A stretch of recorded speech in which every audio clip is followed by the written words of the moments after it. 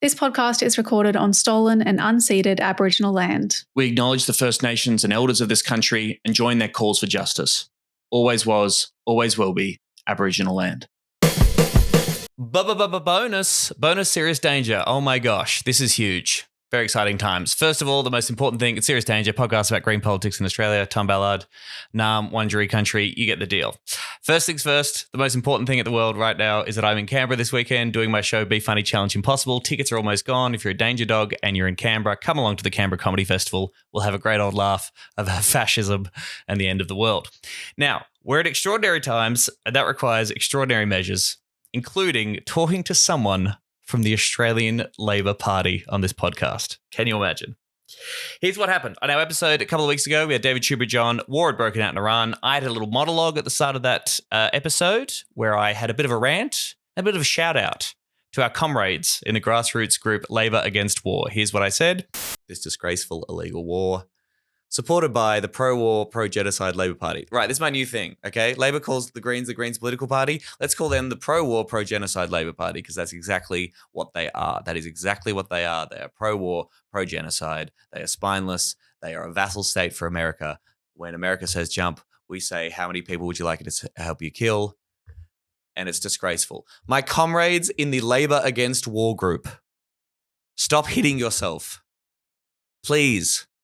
I know there aren't many Labor voters or certainly Labor members who listen to the show, but if you are in there, this is it now. You need to leave. You need to leave. This will keep happening unless there's a political cost, okay?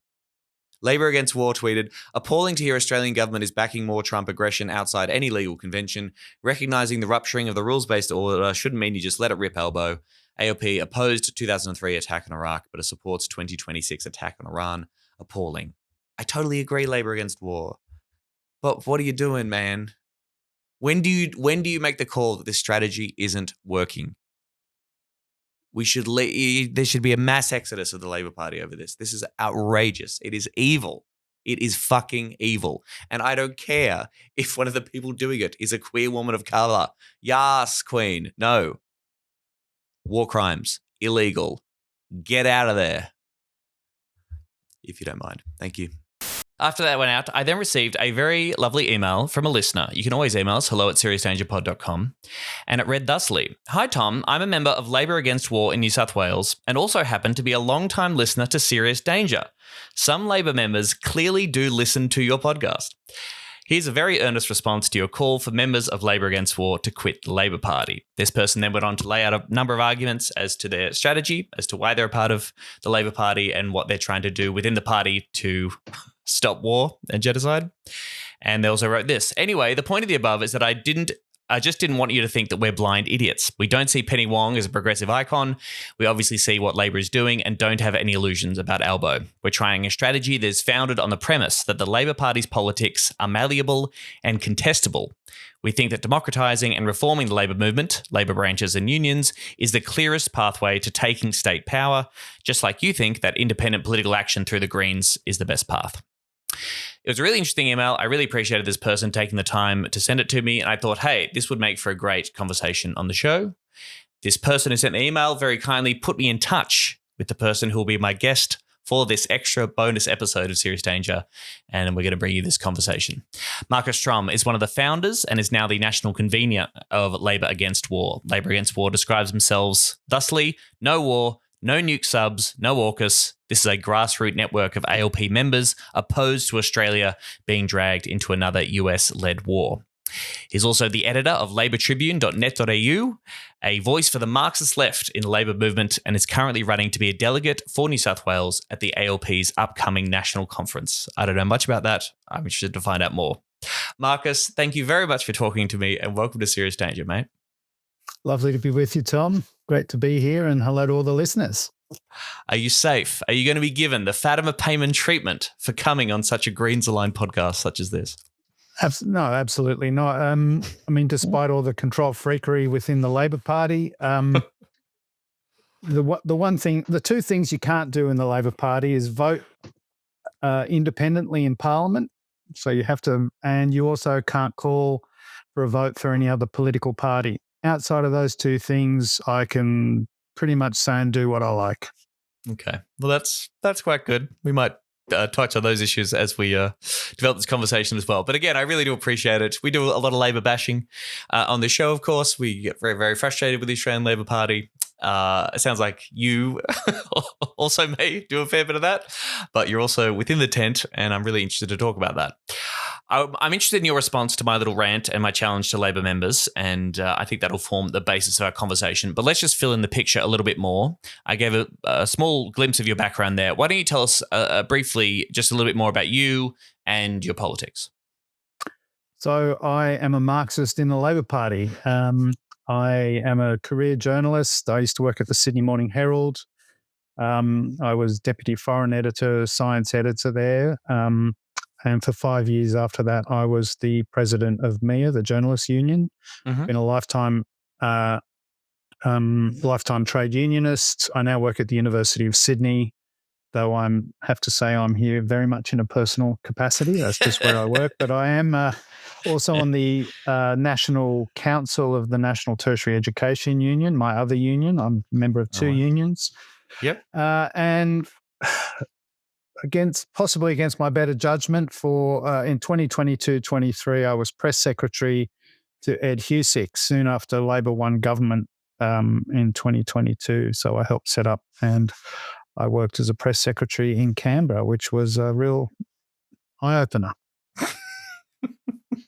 That feels like a euphemism, but fair enough. You said to me, we had a little chat on the phone earlier in the week, you said you're in the Labor Party because there is no Communist Party. Is that fair to say? Tell me more about that, and why did you join the Labor Party? How long have you been involved? Yeah, well, I think the working class needs a political party that it can use as a weapon to win political power and begins socialism. I'm a socialist. And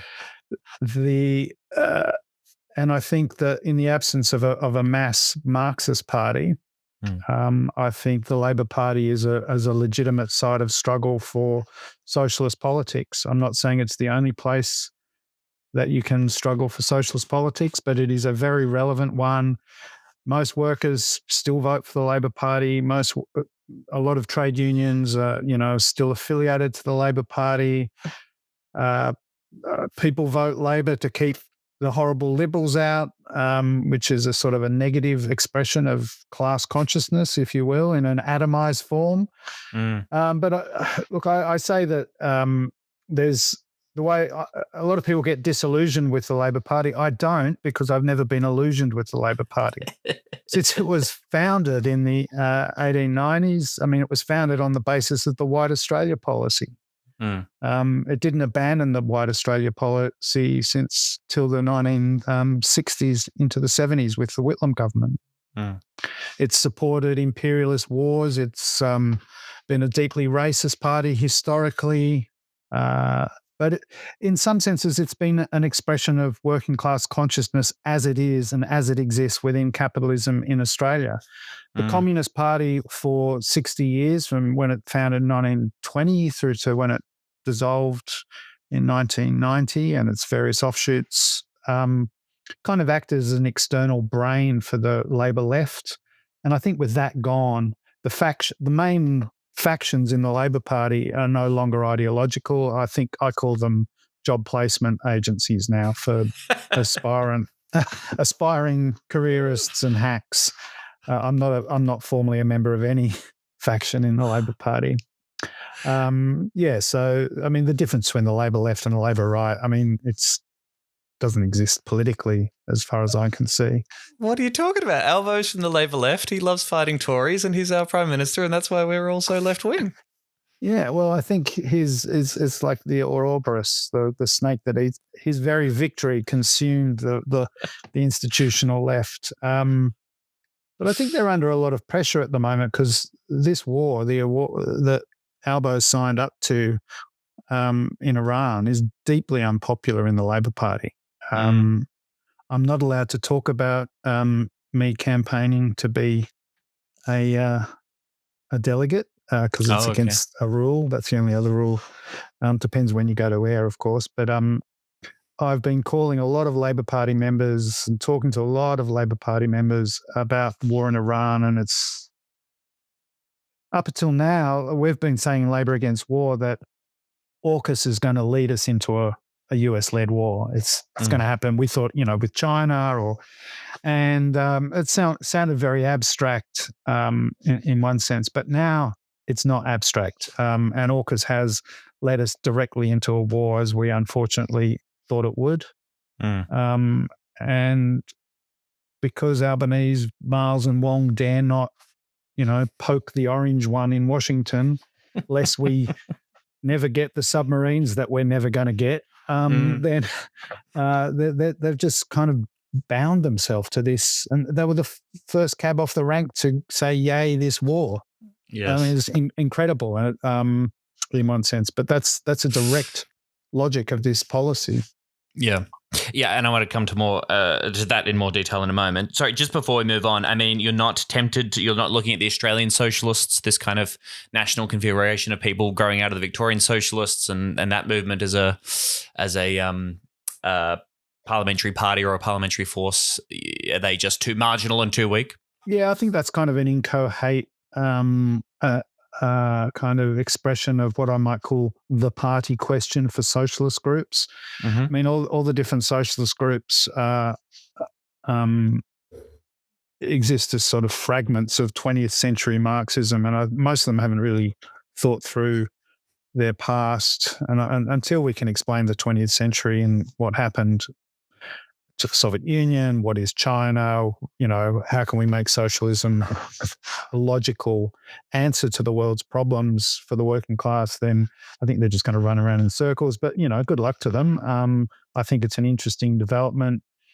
Happy to work with people in the Socialist Party, the Australian Socialists, happy to work with people in the Greens. I mean, I think, David Shoebridge, who was on your show, who I've spoken many times on platforms with, he talks about the War Party and the Peace Party, and I think that's kind of right. But one thing, because the Peace Party extends into the Labor Party as well. It doesn't end at the border of the Labor Party. And I think for psephological electoral reasons, the Greens kind of have to deny that a little bit because they want all the Peace Party votes to go to the Greens. Fair enough. But and there's sort of slangy matches that, Labor against war, we're deliberately there to trap people back into the Labor Party, like we're some sort of Machiavellian, Don Farrell is there concocting how can we get gays and lesbians in? Oh, I know, Rainbow Labour, and these sort of Labour against this or Labour for that act as kind of patsies to fool people into being in the Labor Party. I mean, I don't think that's the case. I think it's a reflection of the fact that the Labor Party is still a mass organisation, despite its much reduced nature. Workers join it spontaneously because they want a better world, much the same reason why people join the Green Party. But it's got that Labor Party and that link. It's got a working class background. It calls for socialism. It's on paper, it's a more left-wing party than the Greens on paper. I emphasise on paper. Yes, you mentioned this to me on the phone. So in the Labor Constitution, it is technically a democratic socialist party. Now, it's the first objective of the Labor Party. The first objective. Now, wouldn't you also agree, Marcus, that is overwhelmingly a laughingstock amongst members of the Labor Party? It's not members of the Labor Party, but parliamentary MPs. Anyone who exercises serious power within the Labor Party, that is dismissed as almost oh gosh, we were so silly back in the day. Obviously, we don't subscribe to that at all because Hawke and Keating basically brought us into the neoliberal era and we love markets. Well, I think that since 1901, with the foundation of the Federal Parliamentary Labor Party, the Parliamentary Caucus has kind of ruled the roost to greater or lesser extent. The National Executive is meant to bind the Parliament to the Labor Party, but I mean, we've seen for example, the Labor Party has policy to sign the Treaty for the Prohibition of Nuclear Weapons. In fact, that became policy in 2018, and the delegates who moved that were Delegate Anthony Albanese, seconded by Delegate Richard Marles, to sign this when in government. I mean, it hasn't happened, has it? And Richard Marles has said, well, we'll sign it when the time is right. So that's I love it when politicians do things when the time is right. We're going to do this the right way. We're not going to do it the bad way. Exactly. We're going to do the good thing at the good time. Fantastic. Yeah, but so that's the parliamentary party, two fingers up to the membership. I mean, the culture of the Labor Party, and I think even to some extent the culture of all parliamentary parties, including the Greens, is that the politicians are the rock stars and the members are there to go and hand out for them at election time. And I think that sort of electoralism, I know there are debates within the Greens about that, but one thing I always notice at election time when you get your campaign teams out and everyone's wearing the, Tanya Plibersek T-shirt or the Adam Bant T-shirt, everyone's in them apart from the Tanya Plibersek or the Adam Bant, because they're the star. And that kind of culture that the party is there to serve the parliamentarians definitely exists in the Labor Party, but I think it also exists in other parliamentary parties as well. And I think campaigning to democratise the Labor Party is to try and flip that on its head. That MPs should be the servants of the party and not the other way around. You're right. It should be, the members, exactly. And yes, that debate is certainly very live in the Greens, and people will know that, myself and Emerald, my co-host, very much support democratising, say, the leadership, voting on the leadership for state branches and the federal party. Maybe, and just on this point before, I want to get more into Labor against war itself, but when it comes to the Greens, you will get no argument out of me that there is, of course, a whole bunch of middle class, bourgeois elements of the party. Tree Tories are a real thing. We've been reading the history of the Greens, Inside the Greens by Paddy Manning on the show as well, sort of charting these tensions within the parties, and they totally exist. But you would also agree that, yes, there are democratic socialists within the Greens. In the New South Wales Greens, for example, there is much more of a class politics tradition, and out of the Green Bands movement, a lot of people emerged and came to the Greens. And certainly the thing that's made me excited about the Greens in recent times, that is the Queensland Greens movement of a much more left populist or democratic socialist orientation. That is certainly alive and well, I think, well, at least it was for a period of time. It's still what I believe in. It's the kind of politics that I'm into and what attracts me to the Greens. Is it fair enough to say that is at least a strand within the Australian Greens in your view? Yeah, I mean, the watermelon strand, or, Lee Rhiannon. I mean, I knew Lee when I was very young. I was in a young communist organisation as a teenager, and Lee was also in that with my sister, and she's a few years older than me. Right. But coming out of the collapse of the Communist Party, there was a communist diaspora. Some people went into the Labor Party, some people went into community organising, some people went into the Greens, and there hasn't really been a reconstitution of a radical socialist working class organisation since then. And I don't think certainly the Greens are not that, and certainly within the Labor Party, that is largely evaporated. But so we need a new left in general, and it's interesting to see the Australian socialists, Vic socialists, trying to do something, but I think they're repeating a lot of the errors of Laborism and the electoralism.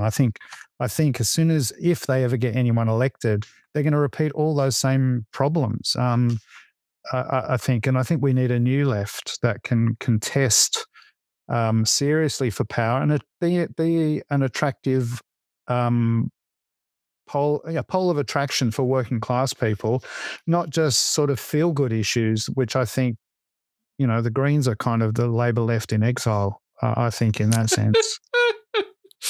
What do you mean by feel good issues? It doesn't address the economic position of the working class in society, isn't calling for a change to capitalism. I mean, I don't want this to be a Greens bashing exercise, because I've got a lot of sympathies with some people in the Greens, but the Green Party as it is basically calling for a nice capitalism where there's no wars and, everyone's fair to each other. And I mean, that's a fantasy. We have to overthrow capitalism. We have to have socialism. And that's not a platform of the Greens. It's obviously, it's definitely not a platform of the Labor Party as is, but I mean, the first objective of the Labor Party is the democratic socialisation of the means of production, distribution, and exchange based on a democratic socialist party. I will take that and fight for that. And I will expose the absolute capitalist, imperialist road that the Labor leadership is on at the moment. But I can say that as a member of the Labor Party, and I can win fights. I can put pressure. I think there's a lot of there'll be a lot of pressure from the Labor rank and file on Iran at the moment, on the Iran war. So there is ground to fight, and it also is I still think, despite everything, working class people at the moment are attracted to the Labor Party. And the major barrier to having a mass socialist movement in Australia is what I would call Laborism, the idea that you can just make the working class can just make capitalism a bit better and a bit better through parliamentary change alone. I think the best place to fight Laborism, or one of the best places, is obviously in the Labor Party. Fight for socialism there. I've got no illusions. Yeah, I've got no illusions that the Labor Party can be turned into this perfect weapon. And I don't think there was a golden age of the Labor Party. I hear you just saying that Hawke and Keating did blah, blah, blah. And what, was everything great before that? Was Gough great? I mean, no. I mean, Laborism Chifley sent troops in to break up striking miners in 1949. I mean, there's been no real golden age of the Labor Party. Well, there's a little bit after the war where they seem to do some good stuff. I like that. Just before, when they tried to nationalise the bank, just before he sent in the troops to patch up the coal mining strikes. But that was the working class having a consciousness. Sure. And exerting that in the Labor Party and also in the Communist Party, although it was much smaller, the Communist Party. But that was workers having an idea of themselves as a social agency that wanted socialism. And it put that pressure up through the Labor Party, through the unions, through the Communist Party. And I think that is the nature of Laborism. When the working class moves, it exerts it in the Labor parties. I mean, not as some sort of uniform or perfect way forward, but it will express that. I mean, you can see that in a small extent, the brief flurry of Corbynism in Britain, when everyone said, oh, Tony Blair, Labor Party is now completely the war party. It's awful, the Labor Party. And then Corbyn pops up, almost wins government on a semi-socialistic platform, an anti-war platform, and then, of course, gets completely screwed over by the establishment. But that's the nature of Laborism. And I noticed that David Shoebridge talked about, and you in that episode with David were talking about how the Spanish Prime Minister, Pedro Sanchez, was sort of speaking at, he's the Prime Minister of basically a Labor Party in Spain. I mean, he's a Labor Party. I mean, it's called the Spanish Socialist Workers Party, but it is it's a Labor Party. So those expressions can happen. Yes. Hey, I believe they can happen. Whether or not they can happen here, I guess, is the question. And we'll get to that in a moment. But just before we move any further, tell me about Labor Against War. Where did it come from? What is its mission? And what does its organising kind of look like? So Labor Against War came about 3 years ago when it became obvious that the Albanese government hadn't just said yes to AUKUS during the election campaign as a sort of way to avoid a wedge. In fact, it then started to embrace AUKUS. So I was press secretary for Ed Husic, 22-23, and as press secretary in a new government, you see, everyone getting all the stupid ideas from the previous government, robo-debt and everything else, putting in a great big pile to burn, and you can purge yourself of the previous government. And I had thought/hoped that they would just put AUKUS into a committee and committee it to death. Because, I mean, to my mind, it was just so obviously a stupid idea of Scott Morrison and, Boris Johnson and Joe Biden. But no, what's the story? Wasn't it as like a 45-minute caucus meeting that they discussed it and then said, yep, we definitely sign off it?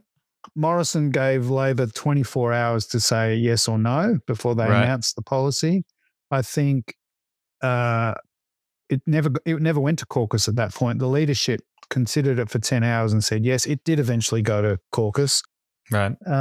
But there was no, and then they just went, yep. But when Keating came out, Paul Keating came out and, dumped on AUKUS, so did Bob Carr and others. It created a space in the Labor Party to launch Labor Against War. There were me and a few others did that. And we, in 2023, from a standing start up to the 2023 conference of the Labor Party in Brisbane, we forced AUKUS onto the agenda for a debate. They did not want a debate at that conference.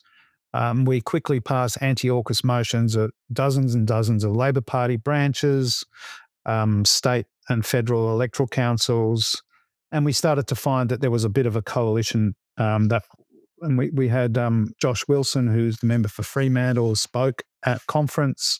And so there was kind of a coalition from the branches, the trade unions, the electoral trade unions, the MUA, the AMWU, Josh Wilson in caucus, spoke out against AUKUS. I remember the vote on it. It went through on the voices, even though people were screaming out for a card vote. We estimate we probably had about a quarter of the conference floor. And they denied it. Technically they should have allowed a card vote at that conference because it had been called for, but they just ignored that because they didn't want to show, 20% or 25% of the conference voting against AUKUS. So we found that coalition and we've been trying to build on that ever since, and we'll build on that to the next conference, which is in Adelaide in July. So Labor Against War was established. We approached Doug Cameron and Margaret Reynolds, former senators, to be our national patrons, and they've agreed. And we've now got more than 500 Labor Party members signed up as members. In that time, we've passed, more than 150 or so party units have passed anti-AUKUS motions. The Queensland branch of the Labor Party has a policy opposing AUKUS. The Victorian branch of the Labor Party opposes AUKUS. So it's worth contesting, and we've been able to do that because of Labor Against War, and that's how we operate. Okay. Now let me just zero in on one little moment here, which stands out to me. So you saw Labor support AUKUS ahead of the election, and in your mind it was like, okay, hopefully they're just saying that for the sake of getting elected, and then, oh my gosh, turns out they're actually committed to this imperial project. I mean, again, that's as my little idealistic bleeding heart greenie, I go, that's fucking awful. That's like such a broken political system that the leadership of the Labor Party will say whatever they have to in order to get elected, will consider something that costs, $300 billion and that ties us to the US imperial war machine relatively flippantly, won't put it out for a democratic vote, trying to suppress democracy at every possible angle to try and suppress this idea, and could not even consider the idea that running in an election against something unpopular like tying ourselves closer to America could actually be a winning strategy in election in front of the Australian people. Doesn't that give you pause? Doesn't that make you think there's something like deeply corrupt and wrong here when it comes to these kind of issues? Like that's how right-wing the Labor leadership is? Yeah, I think there's huge problems there, obviously. Who knows? But I actually think that if Labor had come out opposing AUKUS before the 2022 election, there's a good chance they would have lost. They were, the Liberals and Murdoch would have run these people are weak on, national security. It would have turned into a semi-khaki election, and you can lose elections like that. I'm not. But you can make that argument about anything. Couldn't you make that argument about anything? Sorry? Of course, our political enemies are going to run attacks against you. The response, of course, is to take a morally correct position, think about why you think that, and if you sincerely believe. I'm not advocating that. I'm just trying to explain why I think they did it. I actually think I personally think it's better to be a principled opposition than an unprincipled government. I mean, because otherwise, in government, you're just. I mean, we're going to say exactly what our opposition says so that we can get elected and do what they would have done anyway. I mean, what's the point in being in government? I mean. For me as a Marxist, I'm except I'm an outlier in the Labor Party on this question, but for me, winning parliamentary government in a narrow sense just to manage capitalism is not the aim. Although it is the aim of most people within the Labor Party. So that's I understand that. But that's the level of consciousness of the working class in Australia. Workers just want their lives to be better, so they'll vote for candidates who they think will help them improve their lives.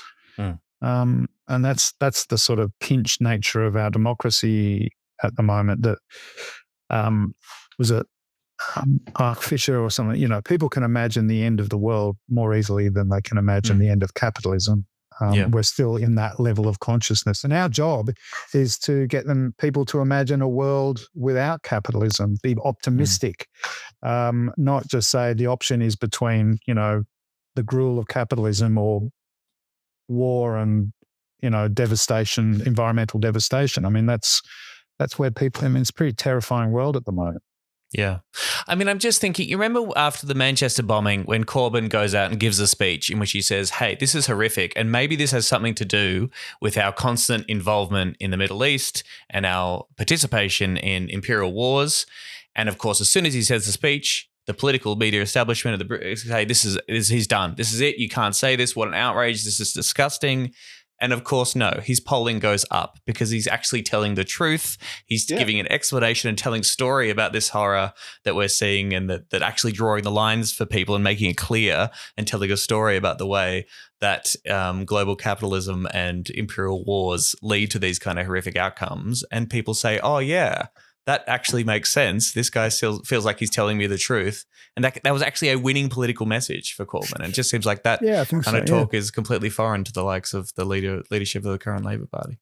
I mean, I think the reality is if we took on all, I mean, I heard David Shoebridge get to the edge of it and then pull back.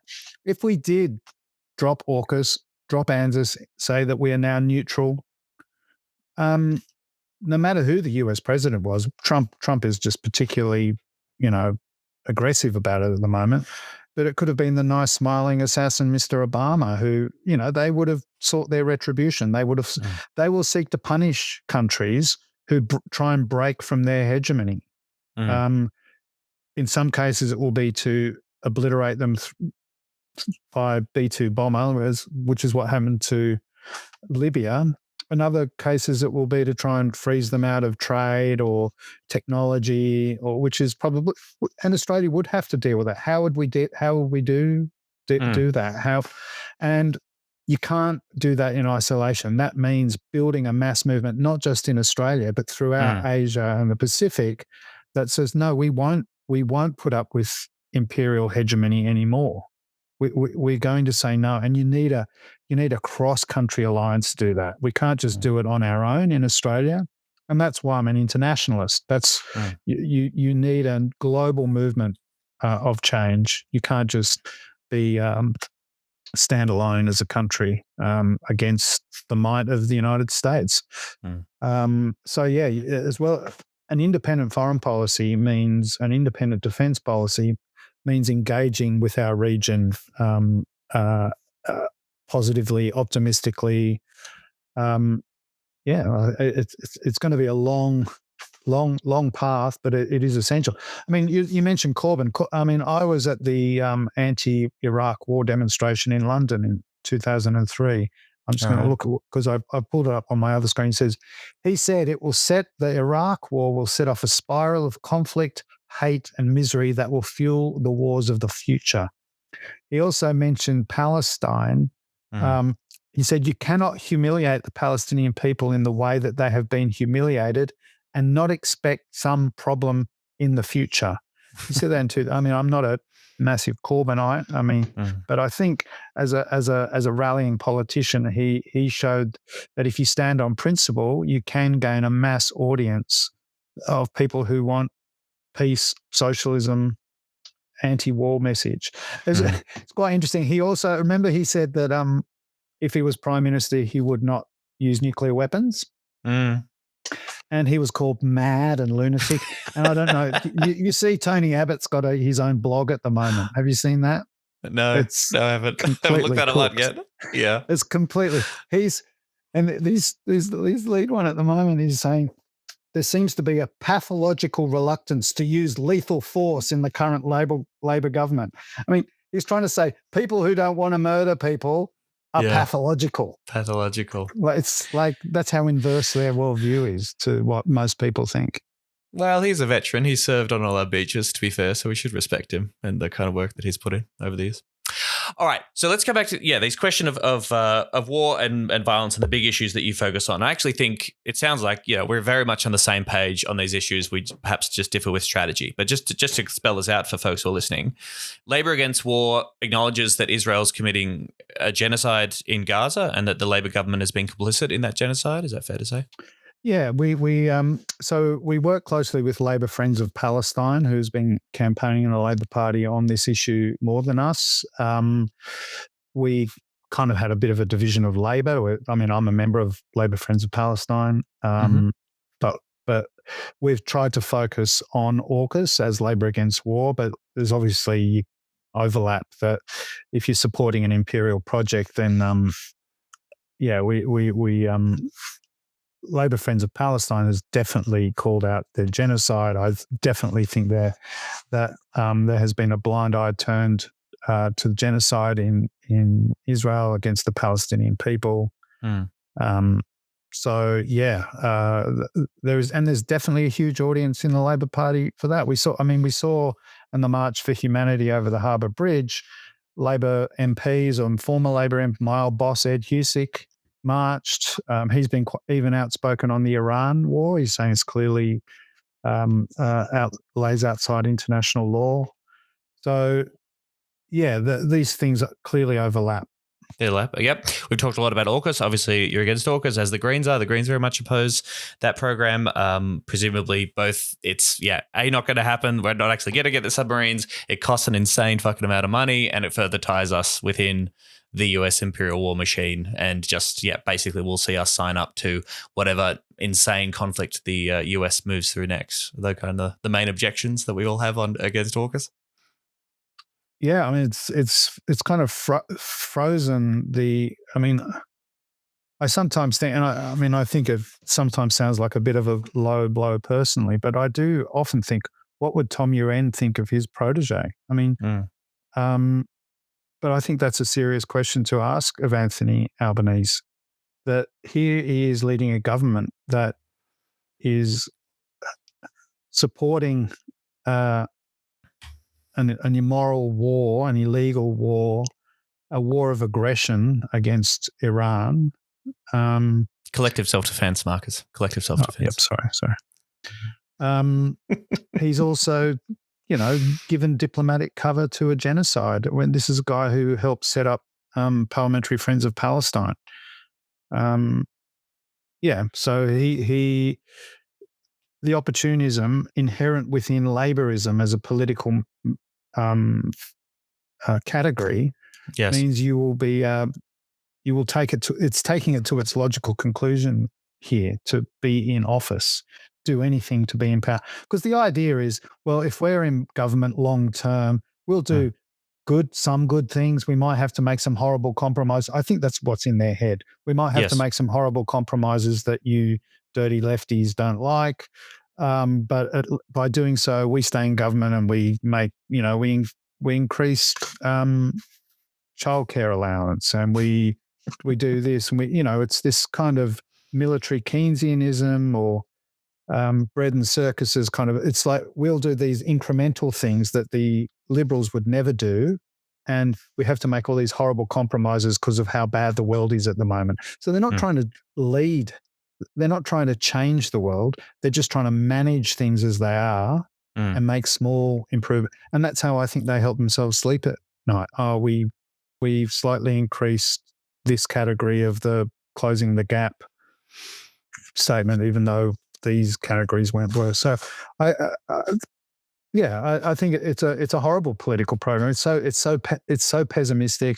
It is so negative, and it leads you to support imperialism. I mean, that's the logic of it. I mean, I've seen some posts from Labor Against War, and of course people saying, oh, look at what Anthony Albanese said in 2023. You wrote a piece on Libra Tribune being like, here's a quote from him, speaking the truth and saying that the Howard government is tying us to these to America in this insane illegal war. What a piece of shit. And we all get to go, yay, fighting Tories, Anthony Albanese. Now, my theory, of course, is that if there was a Labor government in 2003 or 2004, I think it's extremely likely that they also would have followed the US into the illegal invasion of Iraq, just as the Howard government did. You know, from opposition, you're able to make these stances. It was, of course, a Labor government that took Australia into the first Gulf War in the early 90s, and we see what's happening now. It's much less about, the political positions or moral stances. It's like, no, if you're in government in Australia, you are America's bitch, and you will do the thing that they do. I don't know what you think about that theory. So, look, I don't know if Simon Crean, if he'd been Prime Minister, I don't think Simon Crean ever would have been Prime Minister, but I think, the Labor Party has historic, Whitlam brought troops home from Vietnam. There was a massive fight in the Labor Party over the First World War, conscription and whether even Australia, what role Australia should play, going back. The first Gulf War, which was, I tried to count the number of times that David Shoebridge said illegal war. Yes, this is an illegal war under the UN system, but as a Marxist, whether a war is legal or illegal is not my, guide stick. I analyse it on the basis of whose class interest is a war in. Mm-hmm. And of course, the first Gulf War was a legal war. Sure. And I opposed it. I actually demonstrated, went down to Canberra. I remember going down to Canberra to demonstrate. It's my cat. Oh.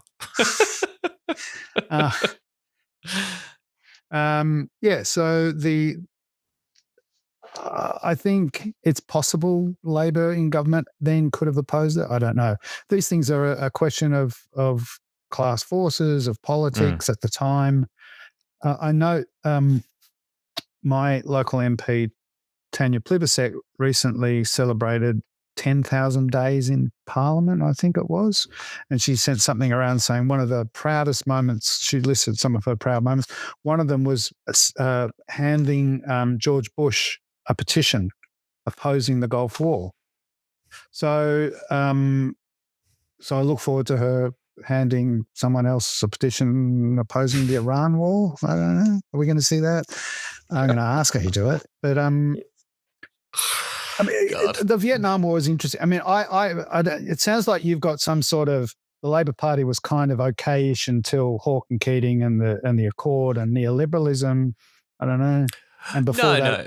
I absolutely agree. Having researched a little bit about, the way that the Labor Party, the parliamentary party, has been often explicitly hostile to the workers' movement, have been all about corporatism and incorporating workers' rights and progress for workers entirely into the state, and have often been, as I say, extremely hostile to the Communist Party, to militant unionists. Yeah, there's a terrible history there for sure. Yeah. The Vietnam War movement, in 1965, I did some research into Tom Uren and Jim Cairns. In 1965, the United States bombed Hanoi. And Cairns and Uren brought a motion to caucus and shadow cabinet, calling on the Labor Party to condemn the bombing of North Vietnam and Hanoi. And they lost the vote in cabinet. They were, Whitlam wasn't leader at the time. He would soon be. But Whitlam voted against it. That was 1965. 7 years later, Whitlam comes to government on a wave of anti-war sentiment. One of the first acts that government does is bring Australian troops back from Vietnam, withdraws from the Vietnam War. Now, I'm not saying that that's I think that shows that the Labor Party is malleable to class forces, because it is this weird in the Marxist jargon, it's a bourgeois workers' party. So it's a party of the ruling class in that sense, but it's based on the working class. And so it has these contradictory interests constantly in it.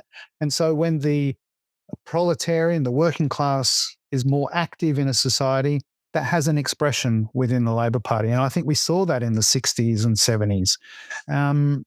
and we saw some amazing reforms come through a Whitlam government, not because Labor is lovely, but because the working class exerted itself through the unions, through the Labor Party, and I think so. It's a site of struggle for socialist politics, as the unions are. Well, and this comes back to, again, this line from from our comrade who sent the initial email. We're trying a strategy that is founded on the premise that the Labor Party's politics are malleable and contestable. So that's there. Would you subscribe to the change from within notion, or would you find that a pejorative term that are used by your critics who sort of think that you're naive when it comes to actually changing the nature of the Labor Party? I think that the notion of change from within is not one I would use. It kind of assumes that the Labor Party is the only site and everything has to be done to change the Labor Party as the vehicle for socialism. I would say, and it's on Labor Tribune website, the working class needs a party with a revolutionary socialist program that the working class can use to take power in this country and globally. Within the Labor Party, we fight for the space to campaign for those ideas. That's me. This is not Labor Against War, by the way. This is me personally, but it is about how to contest within the Labor movement. And in a sense, the Labor Party is an expression of the Labor movement. And the Labor movement, the unions are very bureaucratized and corporatized at the moment. As is the Labor Party, but yes. Yeah, absolutely. As society is. I mean, society is very much like that. There's not a lot of local democratic community in a country like, people suffer alienation. There's, communities are fraying, people, there's not a lot of self-organization within society. We're consumers, we're atomized voters, and so on. So the Labor Party is a site to contest socialist ideas. I can go to my branch meeting and say I'm a socialist and I'm Marxist, and my local branch, we pass all the Labor Against War motions, and we pass all the, they all get ignored way up the chain until until we can force a majority at conference. Right. And it is possible if unions get, 50% of conference are unions. And if there are unions who are prepared to campaign against AUKUS, they can bring that to the floor of the Labor Party conference. I'm not saying that we're trying to just do a change within.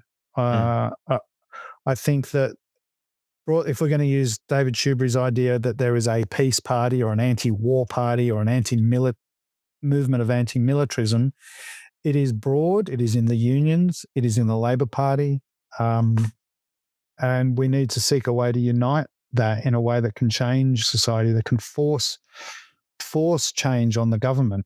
It can't just be done in Parliament. As brilliant as David Shoebridge's interventions are in the Senate, he can't just sort of outsmart Penny Wong and, in parliamentary repartee. It has to be a mass movement. Yes, and it sounds like I think it sounds like we're on the same page when it talking about you can't just appeal to morals, you can't just appeal to these people's goodwill. It's about political power and force and organization. I think that's true. I suppose from an outside point of view, I sort of think, okay, what are the limits of that strategy? When does one look at the wins and losses? When does one look at the actions of this Labor Party, which again, complicity in a genocide, signing us up to AUKUS, throwing us into an illegal war with no debate and lying to all of us constantly about the reasoning behind it and barely doing us the decent respect of being able to actually talk through the reasons for signing up for this horrific illegal war. Even if it was legal, it would still be terrible. When does one look at all of these losses and wins and sort of say, this strategy is not working enough? We're not getting enough wins to justify staying in the Labor Party. And let me expand on that a little bit, because this is not a cost-free position, right? If you're in the Labor Party, you're giving the Labor Party your money. You can't advocate for the election of other members. You're giving the Labor Party a level of support publicly in a way. I guess to me, I'm like, this needs to come, the terrible positions that the Parliamentary Labor Party and Labor government has and the decisions they make has to come at a political cost to them. And to me, that means losing votes, losing members, losing support, losing money, because that to me is the only message that is sent to the Labor Party to actually change their ways. What would you say to that? Yeah, so I don't think that is a very good. I think it's basically a moralist strategy rather than a political strategy. That it's, I mean, the Greens effectively called for a Labor government at election time. Greens have been in coalition with Labor in government. They've been in coalition with Liberals as well, by the way, which I wouldn't do. But where did I read about a whole? Anyway, that's a side issue. I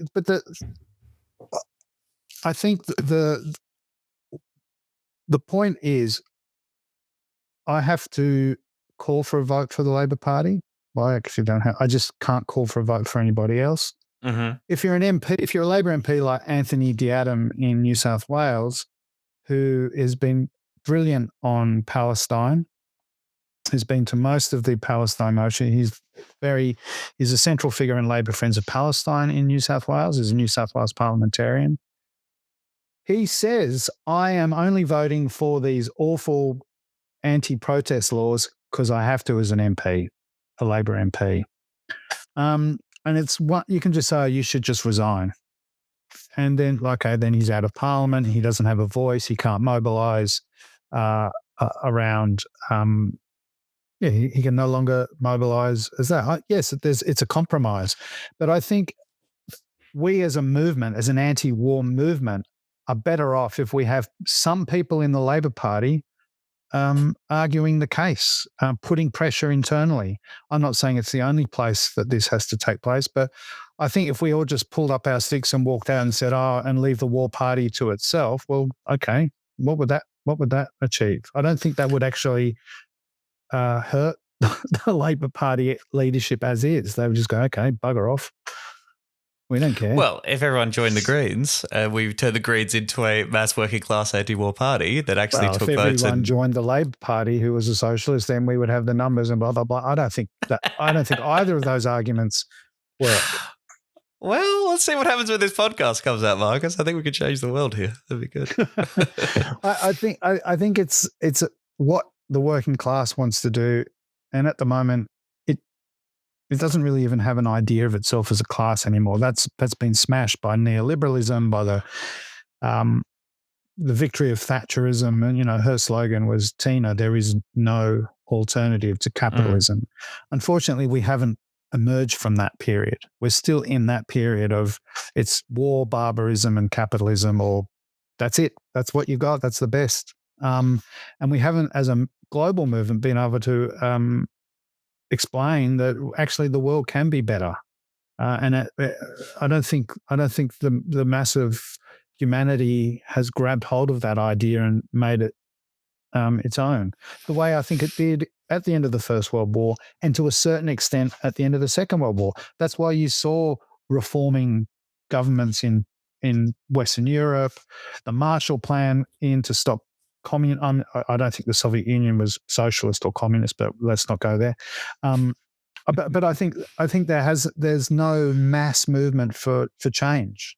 I think people are just like, we want the world to be less shit, please. Yes. Yes, we can agree on that. I guess just is leaving the Labor Party in protest or disgust at what they're doing to try and is withdrawing your support, your labor and your money from the Labor Party at all on your list of strategies to build the anti-war movement in this country? Is there any red line, anything that they would do that you would say, I have to get out? We have to show that there is a political cost to this. I can't be a member of this party as they're doing this. No, because I mean, at the moment, the cost I can be in the Labor Party and say Anthony Albanese, Penny Wong, and Richard Marles are pro-imperialist politicians who are leading us into brutal wars of aggression and selling out the Palestinian people to a genocide. I can say that. I mean, you can. Yes, there's no cost to. yeah, I can say I can campaign around it inside the Labor Party, outside the Labor Party, in my unions, in the community. I'm free to campaign. I mean, so why would I leave? The only reason to leave is some sort of moral high dudgeon I couldn't possibly be. But I don't see that as a strategy. The strategy should be, let's build the biggest possible movement, including inside the Labor Party, against these people, against this politics of war, of militarism.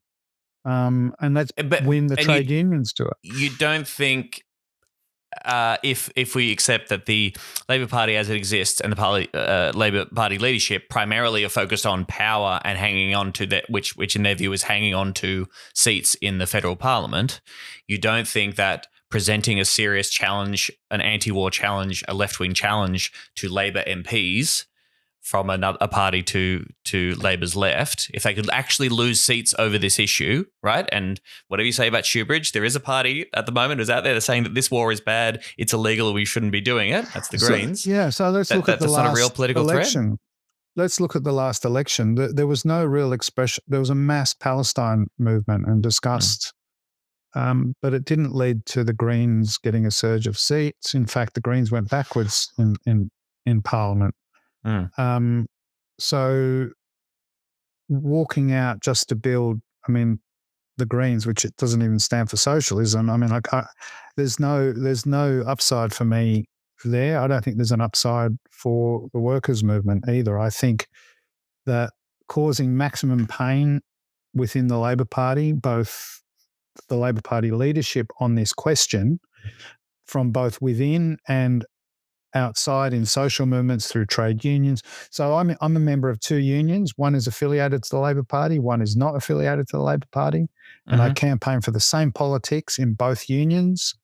And both unions I expect on, and it was great to see the NTEU today put out a statement against the Iran war. Let's build a mass social movement that extends into the Labor Party to try and change these politics. That's the strategy, and out of that,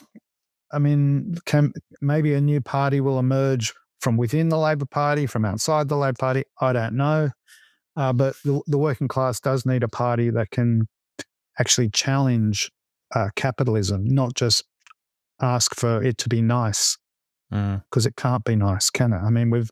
It's war after war after war. That's the nature of capitalism.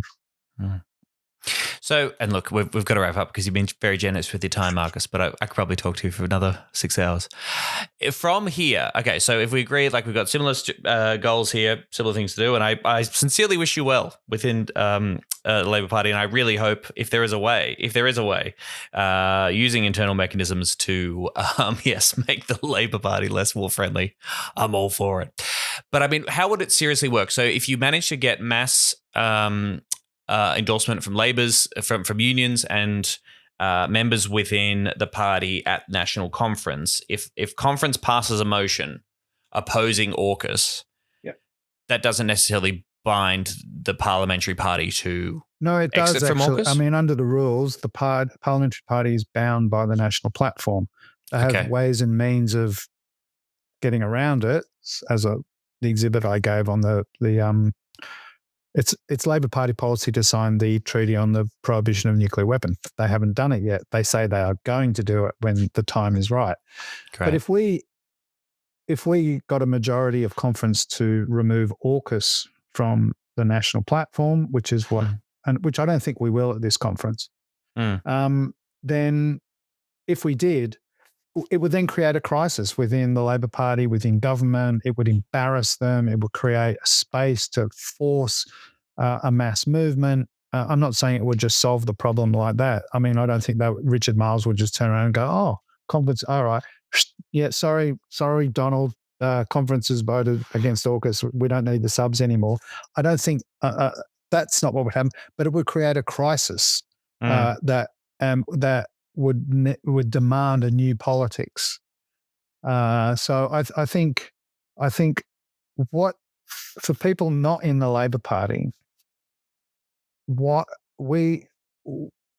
what's not good for, it's good for them that we are there fighting on this front. It's not the only front to oppose AUKUS, to oppose the genocide, but it is a pretty important one. And we do have an impact. We can force debate in conference. We can try to win trade unions over to this, to fight. And that's all for the good. It is, I think if you see things, not sectarian is not quite the right word, but sort of narrowly, that your front is the only front to fight on. Well, I think that narrows our capacity to contest the politics of empire. And look, David Shoebridge does great work raising questions in Senate, but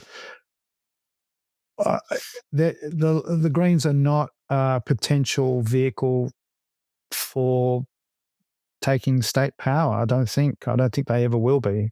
Is my honest opinion. Oh, really? What about what's happening in the UK? You think the material conditions are just completely different? But you don't think that we had a holiday at Labor Party after the collapse of Corbyn. You have a right wing arsehole of Keir Starmer take over, and people get disillusioned. They head to the Greens, and there seems to be a pretty exciting radical energy coming into the Greens of England and Wales. Yeah, I think it is quite. I follow British politics very closely. I think it's quite interesting. But I think, given the nature of the Green Party, it is not steeled in working class politics or theory. It's an amorphous electoral group.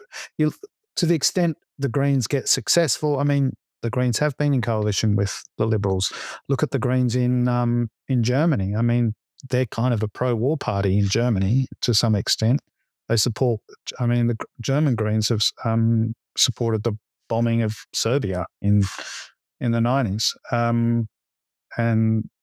so I don't think that the Greens in Britain. I mean, Polanski at the moment is sort of hoovering up the support, the Corbyn support at the moment because of how awful Keir Starmer is.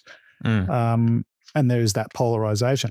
I don't know what will I mean, I don't think that the polarization that's happening here with the rise in the polls, at least, of One Nation, I just still see the Greens on their 10 to 12%, and what's going to shift that? I don't see it because of the class nature of the Greens and its program.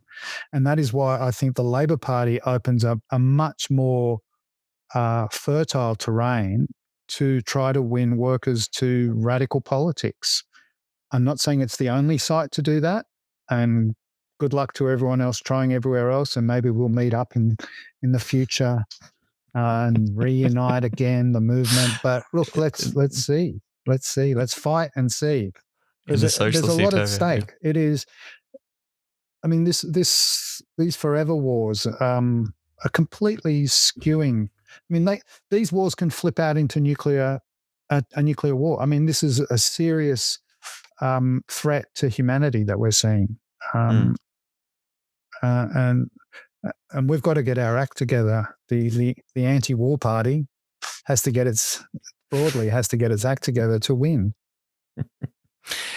Okay, sorry. Have you got time for one more question, or not really? Sure. Yeah. No? Yeah. Okay. Well, the last question I think that people might be listening to this might be thinking is, and you sort of touched on it briefly before, about people think that groups like Rainbow Labour or Labour Friends of Palestine or say the Lean Network, for example, are these tricks to try and bring people to Labour Party. But I suppose from the outside, again, not knowing all the internal ins and outs of it all, but from the outside, you sort of say, okay, here's Lean, here's the Labour Environmental Action Network. Okay, now I totally agree. The Labor government's done some good stuff for the environment. Not going to deny that. But then the Labor government comes out and does like the most blatantly anti-climate move you can do, which is like approving this massive Woodside project that is just going to be a carbon bomb. There's just no way that it stacks up under a serious commitment to climate action. Lean's response is to post a frowning meerkat and say, gosh, pretty tough week. The comrade that we discussed this email with sort of said that he views some groups like that within the Labor world as release valves, or as ways for that kind of left-wing frustration to be exercised and might occasionally get some wins, might get some motions passed, but ultimately is just a way for people who are pissed off at how terrible the Labor Party is to exercise and organise within the Labor Party without really affecting much change or exerting much power. And I guess I'd just be interested in your thoughts on that. Again, from the outside, it's like Lean, they approve the carbon project. Labor Friends of Palestine, we're complicit in a genocide. Labor against war, we go to war. I'd be interested in your thoughts on that. I won't speak for Lean, though. I mean that I've got some sympathies with that view, but I would say that definitely does not apply to Labor against war. I hope we are a massive pain in the ass to the Labor leadership. That's because I think they've betrayed Labor movement values for peace, disarmament, and international solidarity by signing up to a war. I mean, it's great to see Ed Husick speak out, but there should be a rebellion within caucus on this. Well, they're quietly alarmed, I believe. I read in The Guardian that a whole bunch of Labor backbenchers are quietly alarmed. So, I don't know. I don't even know what that means. I'm old enough to remember in the 1980s when Hawke was Prime Minister, Ronald Reagan wanted to test this thing called the MX missile, which was this early long-range missile. And, Bob Hawke said, sure, you can fire them into Australian waters. We don't mind. And he said that without going to cabinet or caucus. And there was a rebellion in caucus on this. And Hawke got overturned on this. No, Ronnie Reagan can't test his missiles in Australia. And Hawke got rolled. That's what the Labor caucus should be doing again. But they should. They should be ashamed if they're not doing it. Because school children are being murdered. Families are being obliterated. There's a genocide going on. You've got to speak out. You can't just sort of be seat warmers in Parliament looking forward to your pension, and hoping that you'll add 5% to superannuation and think, well, job well done. I mean, and I think that's Labor Friends of Palestine and Labor Against War. We are militant anti-war and, anti-imperialist groups within the Labor Party. We don't pull our punches on things like this. So I don't think we are a release valve for discontent within the Labor Party. We are a mobilising force within the Labor Party to speak out on questions of principle. People should be outraged at what the government has done. And we are, and we're Labor Party members.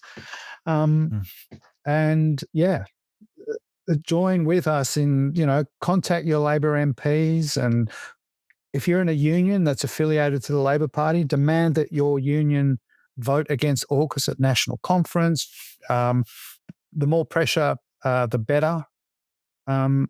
Again, I'm not, I think historically, I don't see it anymore. Historically, there are some people who said, there's the Labor Party and then there's the wilderness and there's no point.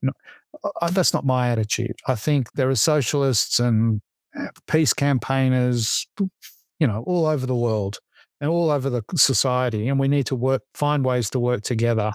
Because this is not a trivial matter, is it? War. No. War is not a trivial matter. Genocide is not a trivial matter, and it should fire you up. And join. Don't just diss us in the Labor Party. We are fighting the fight. It's hard at times because we are right in the belly of the beast in close quarter combat. If you can chuck stones from the Greens and say, oh, blah blah blah, but we're doing a different sort of close quarter combat on this issue. So that's what we're about. Okay, sorry, we keep going long, but I just, and I guess I appreciate that, but I was talking this with my Serious Danger colleagues earlier in the week.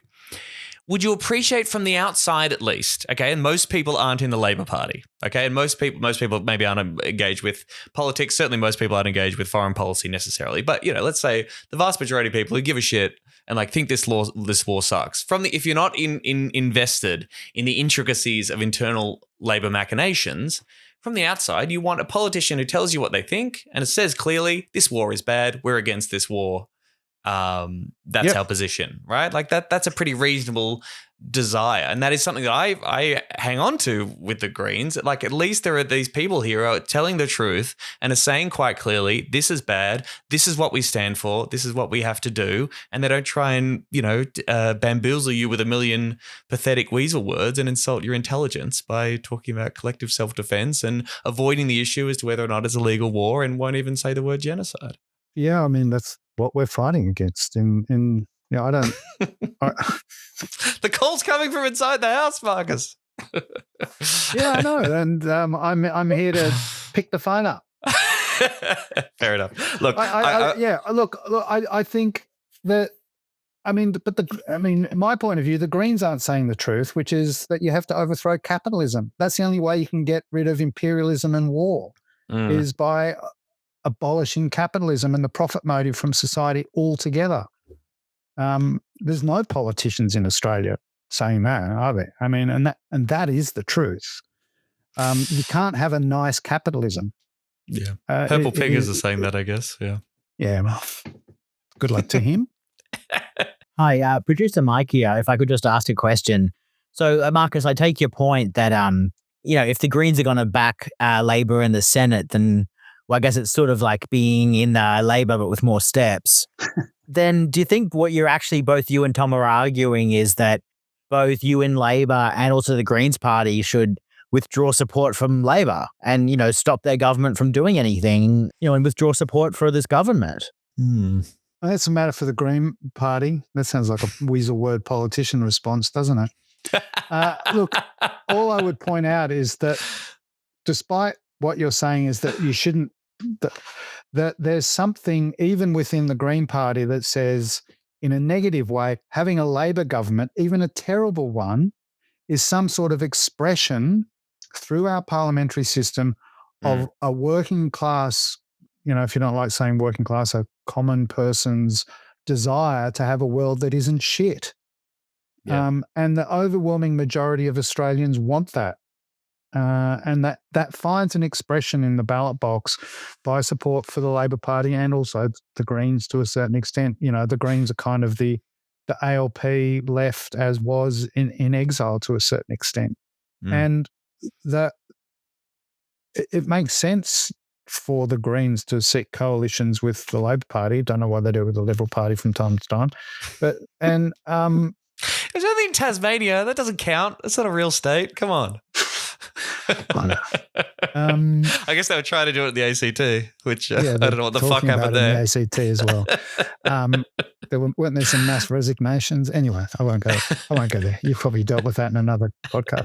But you can't just say you shouldn't be engaged with the Labor Party. To me, when effectively the Greens in Senate effectively are in an unofficial coalition with the Labor government on a number of issues. And that's fine. Yes. I mean, yes, certainly. And this has been an engaging conversation about, where do the Greens find themselves post-election? Many would say in this moment of when people are hating the system, when everything's collapsing and people go to One Nation, of course, there should be a left-wing answer to that. And Greens are following the path of, slowly steady and let's get shit done, which involves collaborating with a Labor Party that is doing a lot of bad stuff. My main message is that the Labor Party is a legitimate site of struggle, in fact, quite a very important site of struggle for socialist anti-war politics. So is your union. I mean, and unions can be shit. I mean, okay, they're not forming government, albeit sort of through the Labor Party, but it's a legitimate site of struggle and a very important site of struggle. The history of the Labor movement, its expression through the Labor Party. It is only the working class that can solve these problems politically. It can't be done magically through Parliament, but Parliament is an important expression of that. And we will fight in the Labor Party and we will work with allies outside the Labor Party on issues of AUKUS. So we have Labor Against War, but Labor Against War takes part in the anti-AUKUS coalition meetings and rallies. So we are part of the broad anti-war movement as well as being the Labor Party expression of it, to fight against AUKUS in the Labor Party. and we will keep fighting. Here's a pitch for you. Labor for Greens policies. Okay, so a group within the AFP members who like Greens party policies without supporting the Greens. That would mean me moving to the right, wouldn't it? I mean, I'd have to abandon socialism. All right, we'll leave it. I mean, again, that's all the conversation. Thank you, Marcus. This has been fascinating. I really appreciate you taking the time. And for our listeners who, I don't know, maybe some people listening to this and screaming because they're very outraged, I would just say that I have respect for people who consider questions of political power, because I often feel like, yes, I'm morally correct over here in the Greens, but politically impotent. So I think serious considerations about strategy and power are definitely worth considering. And I've really appreciated this time talking through your thinking process. Yep, thank you. Labor Tribune would gladly carry letters of outrage from Greens telling me why we're wrong. Happy to do that. Oh, thanks, mate.